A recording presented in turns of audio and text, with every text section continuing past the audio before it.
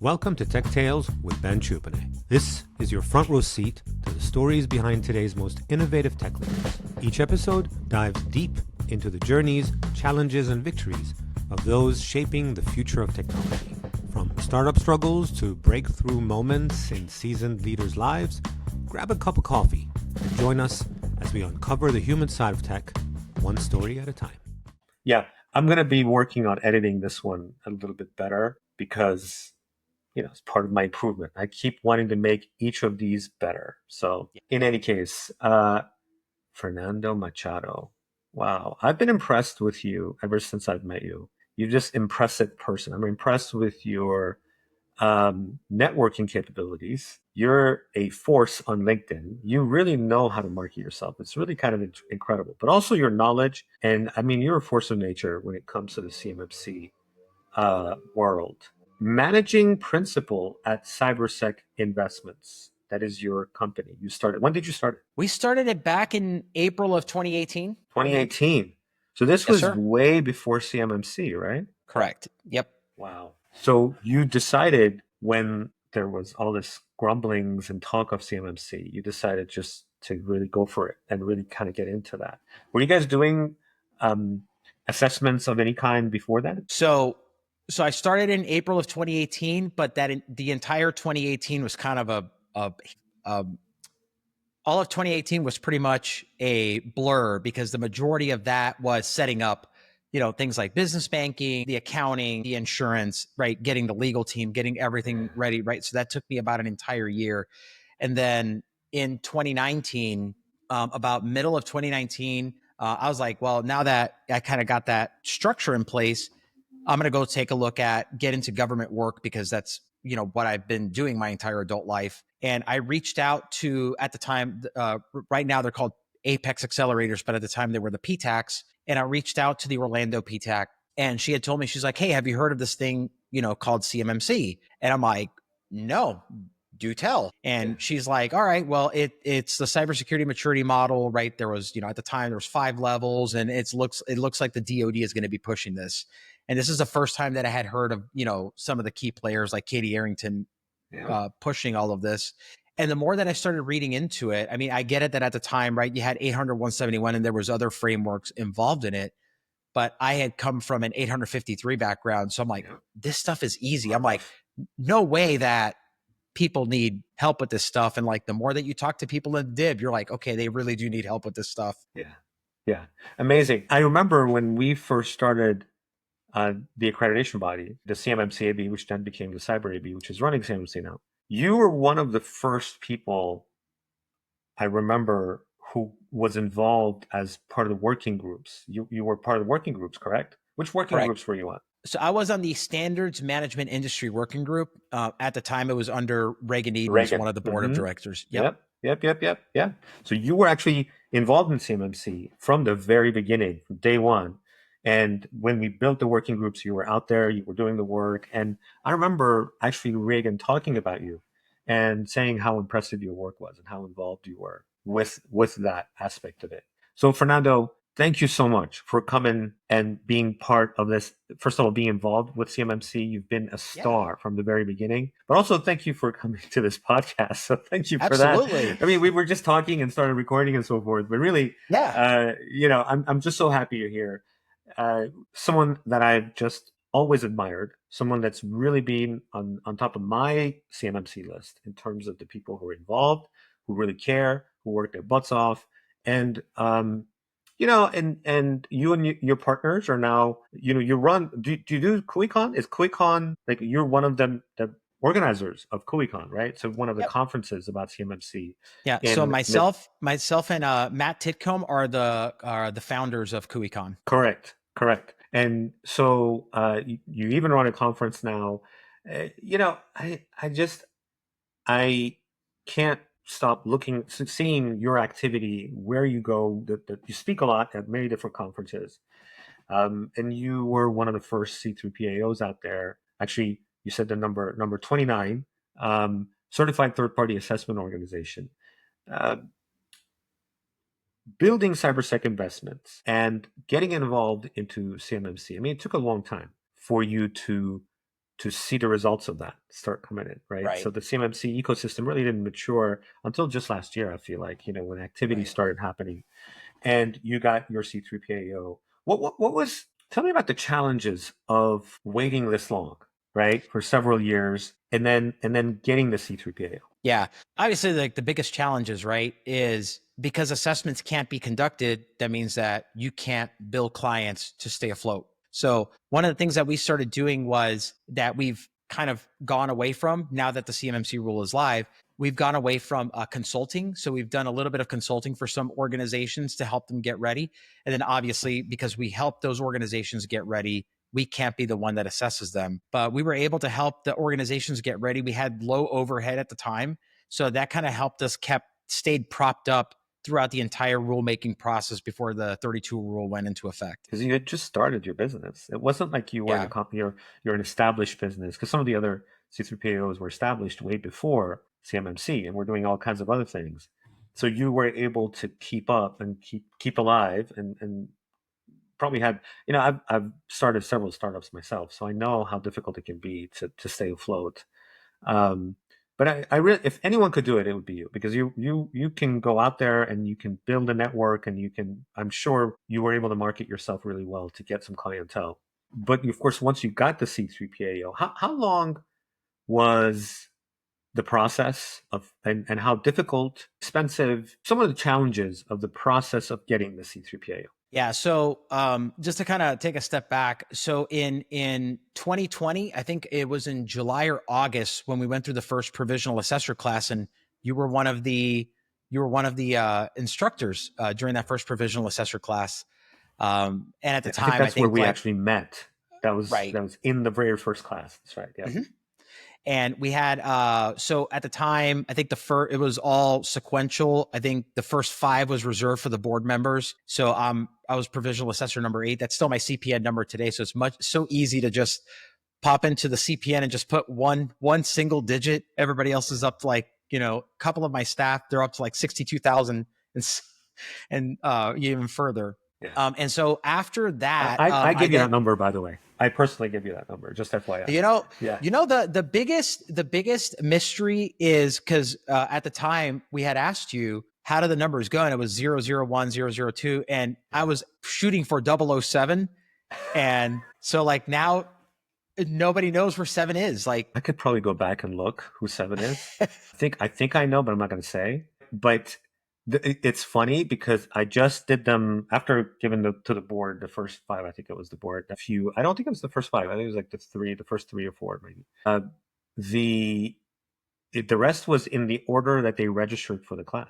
I You see what see. I'm saying? So it was Yeah. just a matter of the order that we got the registrations in. It wasn't even alphabetical or anything like. It was like first come first serve. It was literally. I was very religious about that. Was like the first person was the first person who showed up, in their registrations and so forth. So it was really Right. that, So you were very like the second or third person, whatever.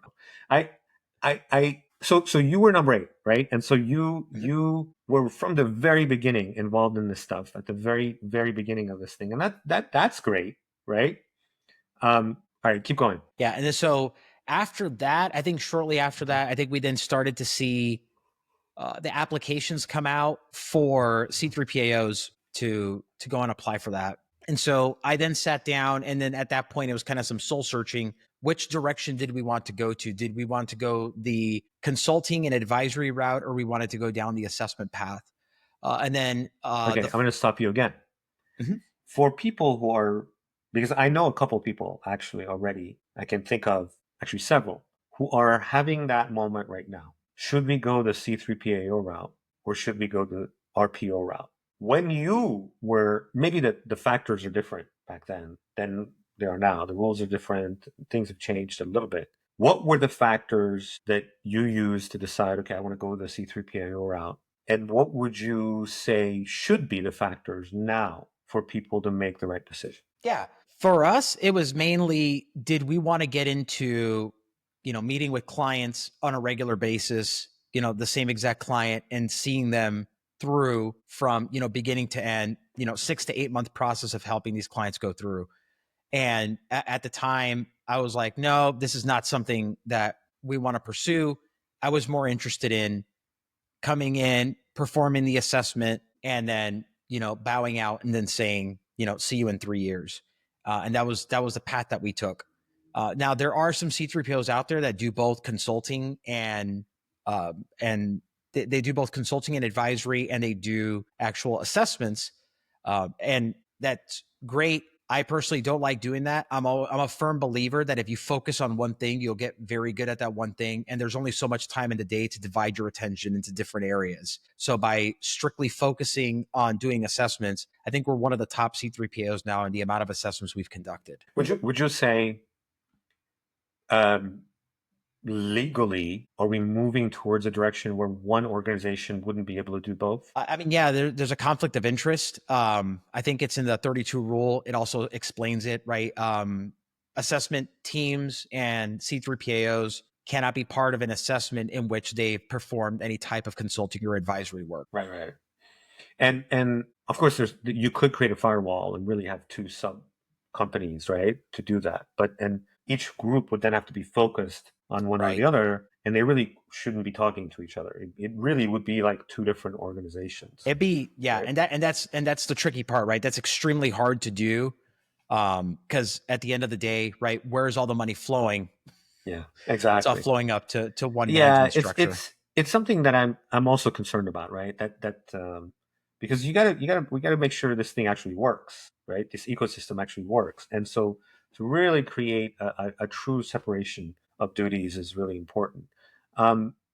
If somebody were in the middle of that thinking, what are some of the factors they should be thinking about? Okay, one way or another, from your perspective. Right. So I don't. CMMC is not, in my opinion, is not going anywhere. Right. So the 32 rule is final. I think it's just a matter of time before we see the 48 rule drop later this year. And then, of course, you're starting to see the writing on the wall with other agencies like the GSA. They're already starting to put in their STARS 3 contract, they're already starting to put CMMC language there. We're seeing 800-171 pop up, which is the basis of the CMMC program, pop up in different things. We've got the Canadian government with their version of CMMC. And then, of course, we're seeing, different things coming out, as well as I'm trying to think of the name of it. Like HIPAA just recently is making some security updates. Now, I didn't read through the rule, but all roads lead back to 853, right? 171 or some type of flavor, right? That all comes back from that. So I think it's just a matter of time that as a country, we're shifting away from a self-attestation model to a third-party verification model because of the impact that that leaked data has. And agencies, as well as private industry, is very interested in, is my data being secured? So a couple of things to think about is, one, do you want to help clients and kind of hold their hand through the process from start to finish? And keep in mind that even after you help them from start to finish and you've hit that end point where they've achieved certification, sometimes those clients are going to need additional help with the continuous monitoring aspect of it. So you could be there and holding their hand all the way through the entire process, and just it'd be a good business model to get into on the consulting and advisory realm, right? And even if you get them through, like for example, even if you get them through assessment today, we already know 800-171 Rev 3 is coming. So there is new control families. So now you're going to have to take the client from a Rev 2 to a Rev 3 transition, help them with updating their documentation. It's not a one and done. So it could definitely be a lucrative business to get into. Mm-hmm. But you got into C3PAO. Correct. My fear is the liability aspect. Tell me more about the kinds of liabilities that an RPO would have to worry about versus the kinds of liabilities from your perspective that you as a C3PAO have to worry. Yeah. So RPO's primary liability is the biggest thing, right? If the client doesn't pass their assessment, then the client is going to turn around and look at the RPO and like, I paid you to get us ready, and we obviously didn't meet the benchmark. So that is the liability that the RPO has. And then on the C3PAO side, the biggest liability there is certifying an organization, and then come to find out that you're certifying a piece of it, and then that organization is then turning around and operating in a different manner outside of an environment that you certified, or may have withheld information from you. At the end of the day, it will surface, like if the C3PO is doing the right thing and the OSC is being nefarious, that stuff will come to light, but not without some pain in between to kind of discover what happened. And so that's kind of some of the liability that we take on. Yeah. And if someone were to be certified by you and then they get hacked, right? I mean, will the government come back to you and say, why you certified them? Why did you certify? Could that happen? I don't know. I guess it could happen, but even if you implement 853, which is a far more robust control set than 800-171, we've still seen other federal agencies that implement that under FISMA get hacked anyway, right? Yeah. So just because you've implemented controls doesn't make you non-susceptible to being breached. There is no such thing as a 100% secure system. Only thing that you could do is implement the administrative, technical, and physical protections in place to make it as difficult as possible and create that defense in depth approach on protecting that data. Yeah. So that brings us to a great point that I think a lot of people that I'm seeing, that I'm talking to, and the posts online that I'm seeing, I think they mix this stuff up, right? We're talking about certification of a specific system that they are compliant with a set of regulations, right? So we're certifying them that we've assessed, and as a result of our assessment, they're compliant. They're 100% compliant. Does that mean that they're 100% secure? Oh, of course not, right? It just means that you met the compliance that was dictated by the government to protect their data, and those were the requirements that they wanted. The contractor met those requirements. And so now anything else left over, the agency is taking responsibility for that. They're saying they met the requirements, and that's the risk that the agency has taken. Yeah, so it's like a baseline, right? So that's, I think a lot of people are like, oh, what is this? Why do I have to pay all this stuff? You keep telling me I'm secure, and that's not the fact. We're telling you you're compliant. Yeah.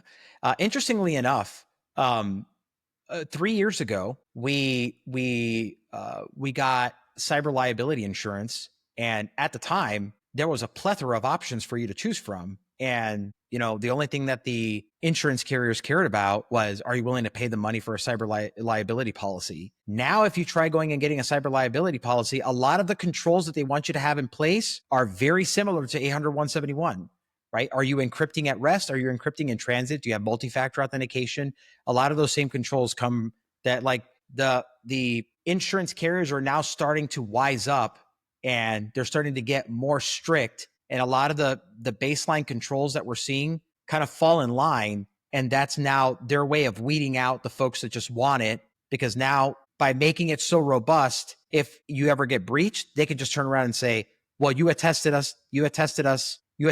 us that you had done encryption in place. We sent one of our investigators. We found out that wasn't the case. We're not paying anything out. Good luck. When I think we had Katie Arrington, the current acting CIO of the DoD, and I had a meeting with some insurance companies, and they were very interested in also adopting CMMC as a baseline for their clients. I mean, it's a little bit different now, because when moving forward, there are other models that one can use for the private sector, and it's not necessarily so federal centric. But I think there's going to be a point where a lot of these assessments are going to have to be done for private sector companies as well, for them to even be able to get cyber insurance, right? Yeah. So you got to be this assessment and certification is like the future, like you said, right? In that it's going to have to happen. It's like IRS for taxes, right? I mean, or I guess we have tax auditors, right, to come in and make sure that you're doing everything right. Does it mean if someone passes a tax audit that they haven't, screwed up somewhere? No, of course not. So I think it's really important to drive home the fact that if you're CMMC certified, and it means you're compliant, it doesn't mean that you're super secure. It means that you've actually met just simply a baseline of cybersecurity. So do you enjoy this stuff? Is this fun to you, or is it work? It's a blast. I'm asking because I know it's fun. Like, I wouldn't ask someone if I didn't really know the answer. I just feel like you're having a blast. I mean, you really, when I see you out there talking about this stuff, it just kind of comes from the heart. You really, really enjoy it. I want to learn more about your background a little bit. You were in the military. What branch were you in? I was in the Army. Why did you pick the Army, or did they pick you? So no, so so a little background. So my senior year in high school, I was going to start in August, and I had to drop out my senior year in high school to help out my mom. And at the time, I was working at Taco Bell, and I decided to drop out of high school that senior year at the beginning of the year, and I worked at Taco Bell for like that first month, and then we were able to get back on our feet. And then my mom's like, "All right, you can go back to school now." So I went to go back to school, and the school said, "You've missed too many days, so you have two options. You can either repeat the year, or you can go get your GED. You'd have to withdraw and go get your GED." And I said, "Well, repeat the year," meaning that I wouldn't have to come back to school until next August. And they're like, "Yeah." So I'm like, "Yeah, I'm not doing that." So I went in, I withdrew. I took the GED the first time around because all the information was still fresh in my head. And I passed with my GED that October. And then I walked into the recruiter's office that December, letting them know that I wanted to join the Army. And they had said, "Well, which job do you want to do?" And I said, "I want to be the guys that's shooting guns." And like, "Oh, so you want to join the infantry?" And I said, "Absolutely." So, because I figured, right, if I can do the hardest job that's in there, then everything else after that in life is going to be easier. Wow.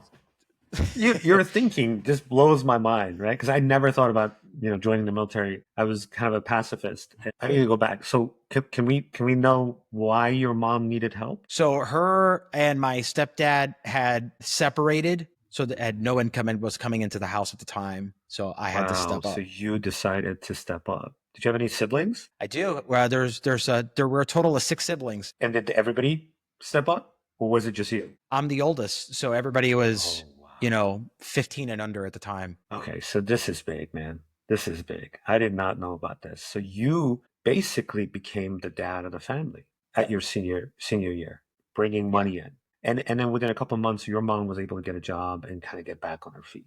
But by then, you'd lost out on the first month or so of high school. But then you went out and passed your GED, and in fact graduated earlier than everybody else in your class.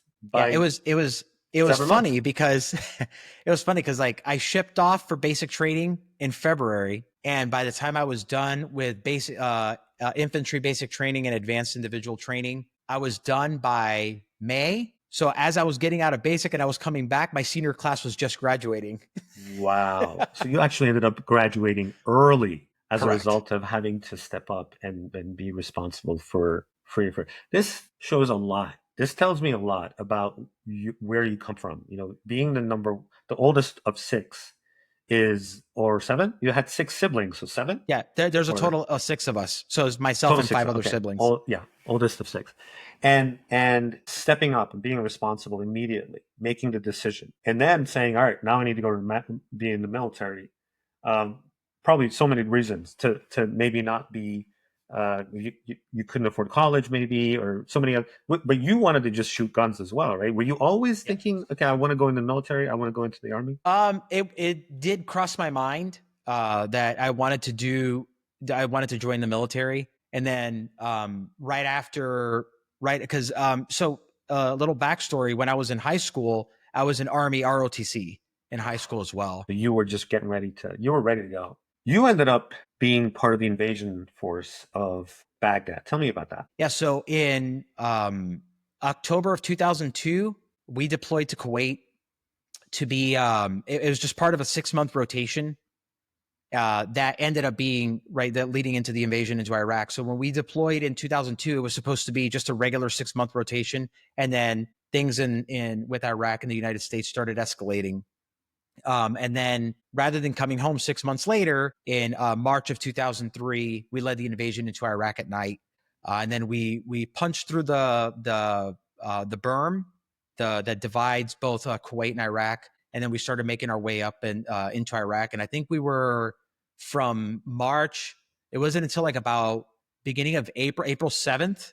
It's a date that is ingrained in memory because that's the date that we actually invaded Baghdad itself. And we actually got there. And so that was the first major battles that we encountered there with the 3rd Infantry Division. Now, this is the first invasion as a result of Kuwait, right? Is that? Do I get the timing this right? is the second one. The second this is one. Iraqi, Operation Iraqi But this is Freedom. after 9/11. The second one. Yes. After 9/11. Correct. That's right. Okay. Yeah. That's is that the one where you all found Saddam Hussein and like in a cave and stuff? Is that he was found the year after. Okay. Okay. Like he was hiding out somewhere. Okay, the second invasion and what were you in tanks or something? Like were you, I mean, this is, for somebody like me who's, yes, a military contractor but has never seen theater. Were you guys all in different cars, or was it tanks, or were just I mean, was the infantry traveling up this road? I remember seeing videos of just traveling, just caravans of speaking of Middle Eastern term, right? Caravans of tanks, going through. Were you in a tank when that was?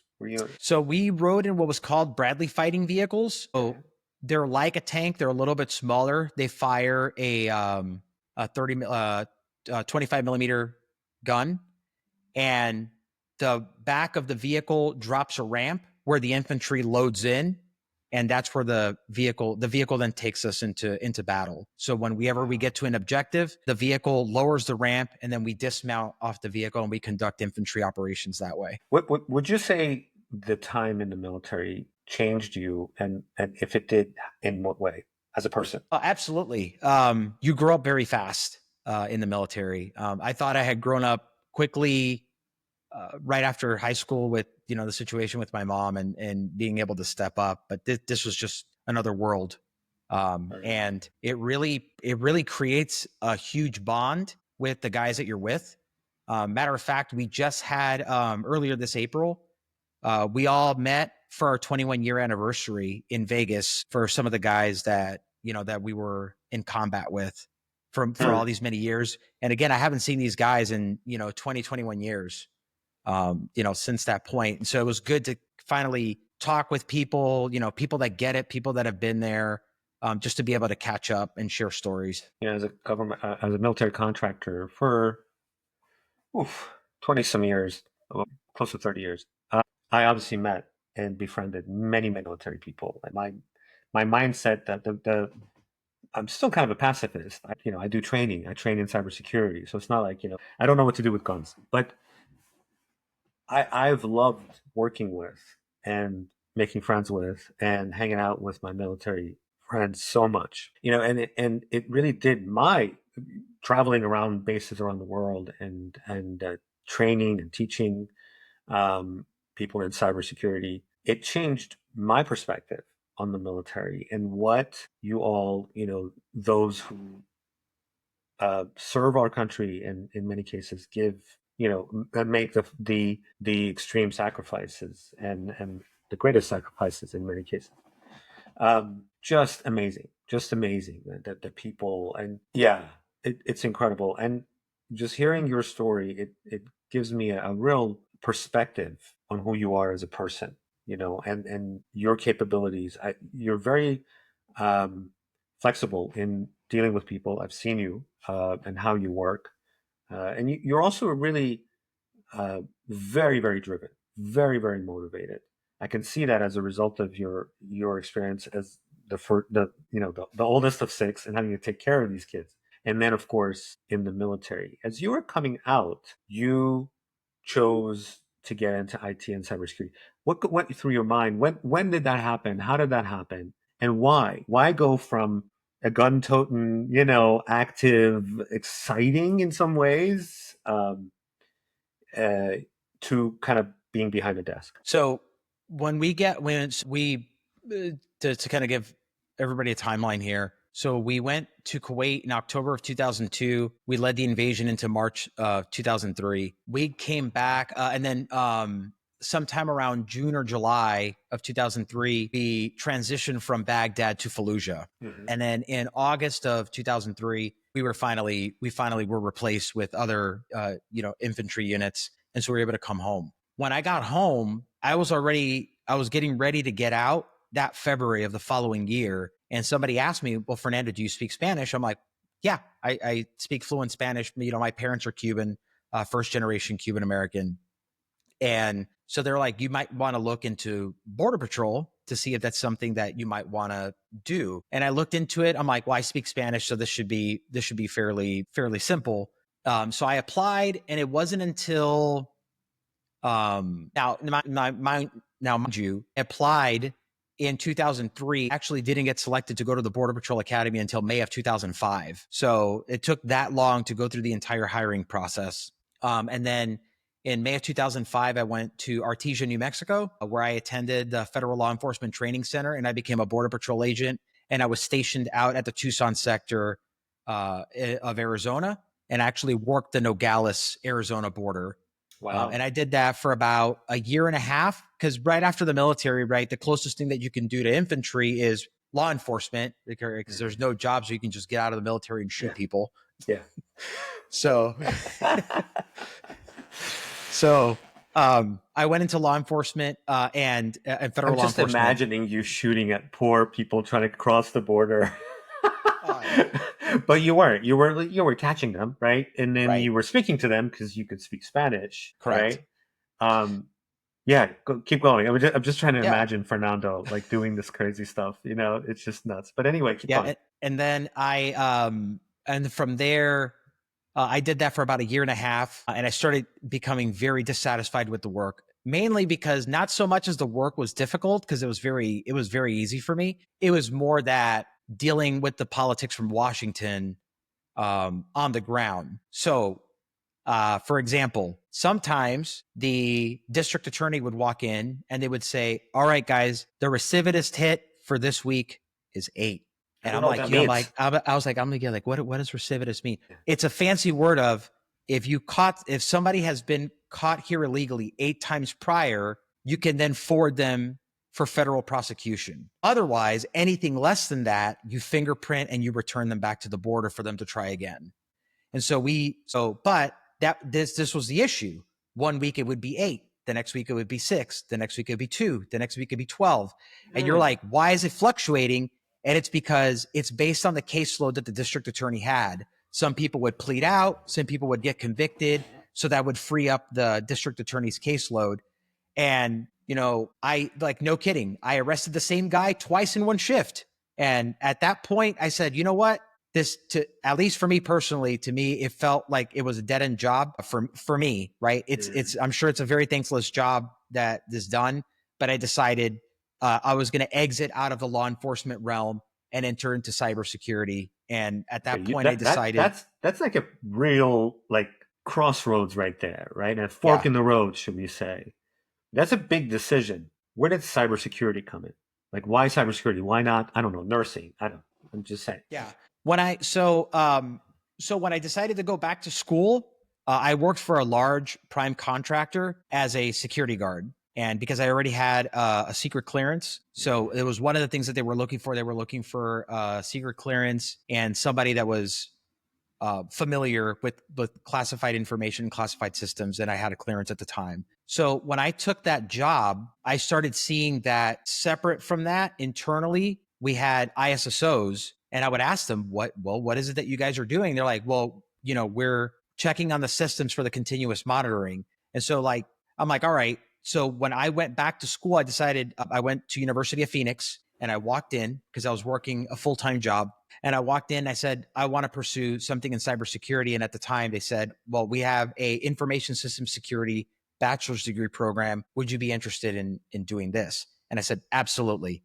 Is it online or is it in person? And the lady said it could be both. And I said, I'd rather do in person if possible. And so every Monday was the class schedule, and these classes would go for about 5 weeks long. And when I went through that bachelor's program, so it was Mondays at 6 p.m. to 10 p.m. was our class schedule. Now, where I worked at, our schedule, because of the type of work that we did, we would have to work 12-hour shifts. So I would have to come in at 5:30 a.m. to get off at 5:30 p.m. to drive over to the campus to be ready for class from 6 to 10. And I did that for about 2.5 years. And a lot of people out there wondering like, well, Fernando, how were you able to get a bachelor's degree in 2.5 years from start to finish? So the one thing that I did was I had some of my credits transfer over from the infantry. We had some combat lifesaver credits that came over. And for speaking Spanish, I was able to clip out of Spanish. So I got 12 credits for that. And then some of the other classes I had to, I went and I took CLEP tests and I was able to clip out of 30 credits. And I think I did 30 credits in about 3 months. I was able to test out of it. And then after I did all of that, I went back to the guidance counselor and I said, well, when am I projected to graduate? They're like, oh, you're not projected to graduate in 3 years. I go, 3 years? Now we're going to speed this thing up. Doubled me up on classes. So you didn't sleep, basically. I mean, yep. Even to this day, I don't sleep much. You're just one of the hardest workers in the industry. I see you online and I'm like, does this guy sleep? Because he's everywhere. Wow. And of course, GI Bill, you used the GI Bill to pay for it. And you came out with a cybersecurity degree and you got into cybersecurity. And when CMMC, before you registered CyberSec, you were at ISSO, right? Correct. So my first job, well, like once I graduated, my first job was I was a Department of the Army contractor at Fort Huachuca at the NetCom building. And I worked, like, now it's known as the Second Regional Cyber Center, and I was an IT security analyst there. And so my first job there, I was coming in as DIACAP was transitioning from DIACAP to RMF. To RMF. Mm-hmm. Yep. And so you started doing these kinds of things like compliance, but with it, internal compliance, not external. CMMC is external compliance, like outside the DoD with the contractors. RMF is internal compliance for those. Risk management framework is what it stands for. I don't even remember what DICAP stood for. Do you remember what DICAP stood for? The Defense Information Assurance. No, yeah, Defense Information Assurance Certification Accreditation Program. That's right. And before then was DITSCAP, which is DITSCAP, yeah. Yeah, Defense IT Security Certification Assurance Program or something like that. Which it was just basically IT security to information assurance. Information assurance was a new term in the DoD at the time. I wrote some books on that, by the way. It's so interesting. What went through your mind when you decided, look, I'm going to start my own business? Because from my perspective, you went from high school kid, very responsible high school kid, to military. And then in the military, you kind of went through, obviously, all kinds of different changes. And then you came out and law enforcement, border patrol, then cybersecurity, which was a big shift. I feel like starting your own business is also just as big a shift as all the others, right? What was it that said to you, you know what, I think I want to do this for me? So I had worked for several large prime contractors, and then the last one, the one that broke the straw, the straw that broke the camel's back for me, which I'm thankful for it, right? Because like everything, everything for me is a lesson, right? And I had applied to become an ISSM at this organization, and I vividly remember Information System Security Manager. Security Manager, just for those who, yeah. Okay. And I remember the hiring manager bringing me in for an interview. And as soon as I walked in, he said, listen, we've already have the person selected, but we just want to give you the opportunity to practice your interviewing skills. Oh, gee. And I said, okay. So that for me was the straw that broke the camel's back. Wow. And after I walked out of there, I decided, I'm like, yeah, I'm just going to go ahead and, open up my own business. Like the more I kept researching it, it looked like cybersecurity on the job market and even that's still the case today, where you look at cybersecurity is one of the few jobs that there's more of a need than there are people to fill it. And so I said, if I decide to go, do my own thing, then I can probably fill in some of that void. And then that way I don't have to answer to nobody. I could do things my way. And CyberSec was born that April 2018, at least on paper. Investments. Yeah. And then CMMC, you jumped in, with both feet and both arms and head first and all of that. You really, really jumped into CMMC. And again, one of the first people out there, number 8, number 008. Sorry, man. If I only had known that you really wanted 007, you could have like asked. Probably, I don't know. I would have been like, "Who is this guy?" No, forget it. In any case, I think obviously the ecosystem is better for you, because it just, you've been a real champion, and now you were able to get the C3PAO. You're number 29 of 67 currently, and there's more coming. Mm-hmm. Do you see the C3PAOs, the number of C3PAOs growing? Do you see that competitive force as a challenge, or do you think, you know what, there's quite enough business for everybody? And how do you feel? How do you plan on differentiating CyberSec investment in that regard? So to answer the first question, I think there's going to be more work than we know what to do with. So I think in the rule, you're looking at close to 80,000 contractors. We're only up to 67. And some C3PAOs aren't even doing assessments at all, because some of them just did it as a competitive advantage because they're managed service providers, for example. So they may not even be doing assessments. But let's just say, for the sake of argument, that you had 100 C3PAOs or even 1,000. You have 80,000 contractors that you have to deal with. That's just on the DoD side. Now, with the advent of the FAR CUI rule that's getting ready to come out, and all the other agencies picking this up, I think it's only a matter of time before the other agencies will say, yeah, we want a third-party verification of NIST 800-171, which is what the CMMC program is. And so that number is just going to grow even larger. With the new administration and the anti-regulatory mood in Washington, do you believe that CMMC is in danger? And if not, I don't believe it's in danger. I know that when President Trump took office in January, I think he issued a 60-day regulatory freeze. And so a couple of things there. One, it was for regulations that were still in process. The 32 rule had already gone final in December, and the 48 rule has not even been submitted to the Office of Information and Regulatory Affairs for review and finalization. So the 60 days have come and gone. And then now, right, it's now everything is back to normal. And so now what we're waiting for is for the DoD to send the 48 rule, which will be the DFARS clause, to the Office of Information and Regulatory Affairs later on this year. I feel like with Katie as the CIO, it's like there's no way CMMC would I mean, because she is one of the greatest. I mean, I really am so lucky to work for her and to work with her directly, and just to see what a force of nature she is, and how amazing, Katie Arrington, the acting CIO of the DoD currently, but also the mother of CMMC, the one who started it all.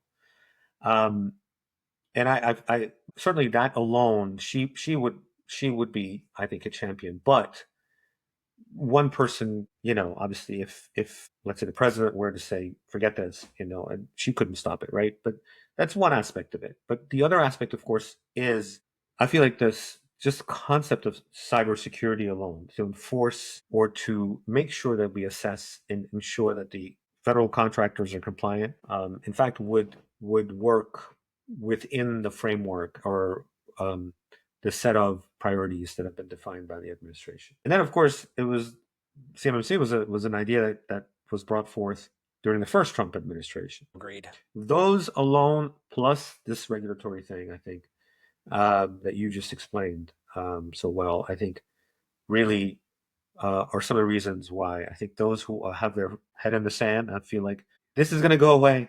Yeah. I don't have to do anything. Yeah. It's like there's an old joke amongst us, like, professionals in the CMMC space, that we say, when it comes to CMMC, a lot of contractors look at it like the 5 stages of grief. There's a lot of denial, there's a lot of bargaining, there's a lot of anger. Eventually we're going to get around to acceptance. Yeah. We, as Phoenix DS, my training organization, we are just a training company, so we are a level 1. And even we have spent some time and paid people to come in and making sure that even our 15 controls are in place correctly, right?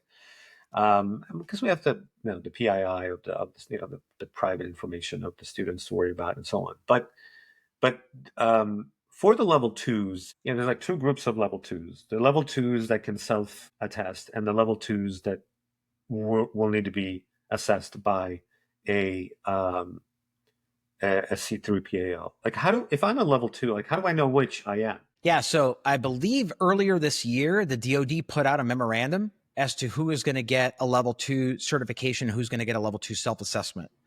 And if you are a contractor handling CUI in the defense index category of the CUI registry, the minimum requirement there will be a level 2 certification by a C3PAO. Everybody else outside of that will be able to level 2 assess, level 2 self-attest. And so what do you think is the percentage of people who have to be certifying based, out of all of the level 2s? Oh, the vast majority. I mean, just control technical information alone. How many contractors do you know that work in the defense industrial base that are not handling technical information that's got military or space application? Right. I mean, except if you're doing training, but if you're doing any real work, yeah. Right. Or if you're doing manufacturing of pieces, that's like right there, Correct. A lot of naysayers, though, a lot of those angry people, right? They're in the anger stage of the 5 stages, right? Out there on LinkedIn, posting, or on social media or news and so forth, trying to find ways to disparage CMMC. And I kind of read some of those. So of course, as someone who's one of the founders, and of course I'm biased, so I try to put my bias aside, right? One is, CMMC is not security, and no one ever said that. We're compliance. It's complying to a baseline that honestly most DIP contractors were not necessarily doing before. So just that baseline alone. The other they're saying is another DoD contractor that passed with 100%. Why is everybody passing with 100%? What's your answer to that? Yeah. So, right, to the naysayers, I always say, don't listen to what the DoD is saying. Look at what the DoD is actually doing. So when you're seeing regulations coming out, you're seeing memorandums coming out, like these are things that are in black and white, and it's telling you where the DoD is going. They're telegraphing to you where they're going with their thought process. If anything, the 32 rule, which went through the entire rulemaking process, which took over a year, right, after the changes, to go for an entire year and establish an entire program from the ground up should be pretty telling. Like the 48 rule is right around the corner. I give it before the end of the year and we'll see that. And once it happens, I don't know what to tell folks, but if you have to wait for it to show up at your door, by that point, it's going to be too late. Well, I think people passing by 100%, I think it's because that's the only way they'll pass. And if they won't get 100%, then they won't pass. So when someone says passed with a 100% score, it's because if they had any other score, they would not be passing, right? Yeah, there's a little nuance to that. So obviously, if a company failed their CMMC assessment, they wouldn't be coming out on LinkedIn saying that they failed it. That's the other one. So it's like, how come everyone's passing? Because you only learn about the ones that are passing. Yeah. Have you had people fail?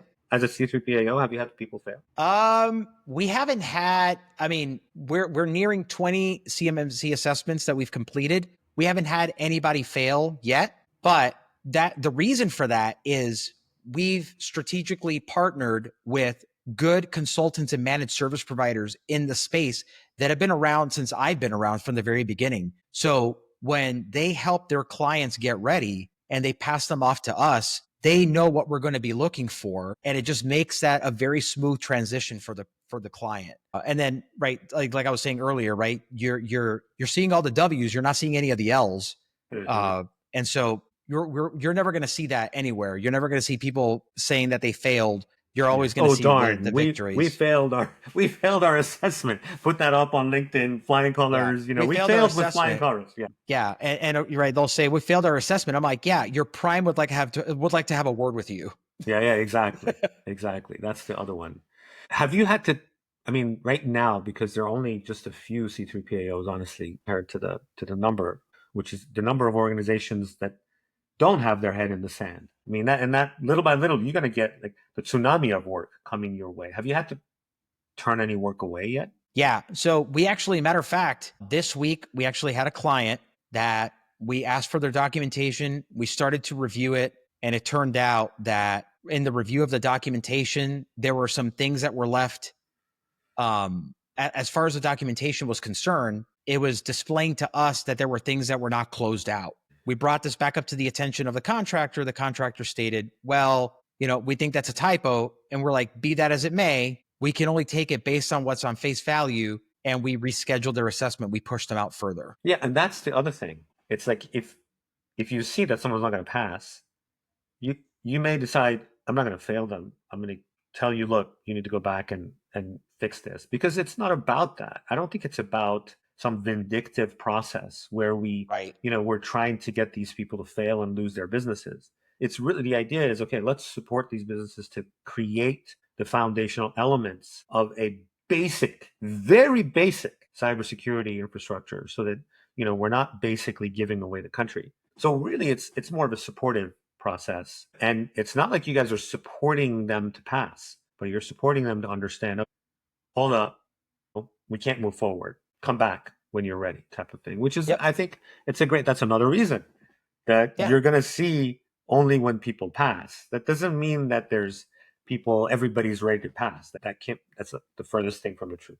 What's next for you? Are you, as this tsunami of work is coming your way, to finish off our time together? This was so much fun. But how do you see your organization growing, and what's in your head? What are your plans? So just to kind of give people an idea, when we became a C3PAO, I was the only person at my company. It was just me. And so I went through the entire assessment with the DoD's DIPCAC team to become a C3PAO. And now here we are 3 years later, and we have a total staff of 14. And of the 14, I want to say 3 of the 14 are more on the administrative side. The rest of us are all assessors that we have in-house. Matter of fact, one of my assessors is assessor number 6. Who is 7? I could probably find out. All right. Yeah. And what's next? I mean, you're telling me now. Yeah. What's next? Yeah. So basically what I'm saying is we're starting to expand our assessment teams in order to try to meet the demand that's coming. And we always tell folks, like, when you go and you talk to C3PAOs to figure out if they're going to be a good fit or not, like, talk to several of them to see if they're going to be a good fit. Do they understand your tech stack? Do not only go based off of pricing, right? Because as the old adage goes, you get what you pay for. So in every single market, from a service to a product, there's premium quality, there's low quality. It's up to you as the consumer to figure that out. But the biggest thing is we are starting to expand our assessment team, and our mantra has always been, we make sure that our assessors are adequately trained, and we go above and beyond in not only training them, but we have gone through, with as many assessments as we've gone through, we've seen various environments. So we're starting to get very good at assessing various environments. And we're not there to bring what I like to call our emotional baggage to the assessment, right? Bring in bias to the assessment. And so I do a very good job at making sure we train that out of our assessors, and making sure that the client gets a fair shake at their assessment. That, if we decide that you're failing a control, that we may get a little bit of bickering, we may get a little bit of a disagreement, but they're going to understand that they were treated fairly. And I think that that's what most organizations want at the end of the day, is to be treated fairly. Are you just as happy as when you graduated high school, or left the military, or started cybersecurity? How are you doing? I'm always looking at milestones, and then when I reach it, I say, okay, well, this was easy. Let's go to the next one, right? And so right now, the next milestone for us is expanding our assessment teams to double of where we're at, and I'd like to do that by this time next year. Well, best of luck to you, Fernando. What an amazing time I just had. I learned so much about you. I've had so much respect for you from the very beginning, when you were a student in our class, and now it's like so much more. And then of course getting to know you through this hour together. Thank you for all you do for us, all you've done for this country, and all you do so far, and all you're going to do. I could see you being really a giant figure in this, and an amazing not only success, but hopefully a friend as well. Thank you, sir. Thank you, Fernando. All right. Thank you. Later. That's a wrap on today's episode of Tech Tales with Ben Tchoubineh. We hope you enjoyed the stories and insights from some of the brightest minds in the tech industry. Make sure to like and subscribe, leave a review, and join us for more inspiring tales from the world of technology. Stay curious, stay connected, and as always, thanks for tuning in. This is Ben Tchoubineh, signing off. See you next time.